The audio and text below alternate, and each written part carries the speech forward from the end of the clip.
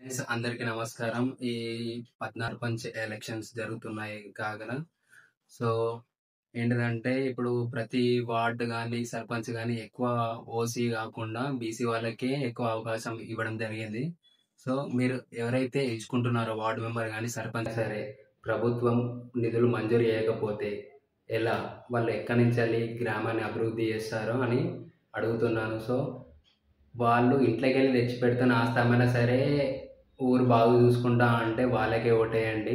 ఎవరికి పడితే వాళ్ళకి ఓటేయకండి. ఉన్నతమైన వ్యక్తికి ఊర్లో ఉన్నతమైన పదవి ఉంటే ఊరు కూడా బాగుపడుతుంది. ఊరు కూడా అభివృద్ధి చెందుతుందని. సో, మీరు ఓటేసేటప్పుడు ఒకటి ఆలోచించుకొని ఓటేయండి.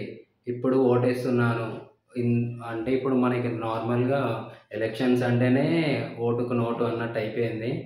మీరు నోటు తీసుకుంటేనే గానీ ఓటేసేటట్టు లేరు.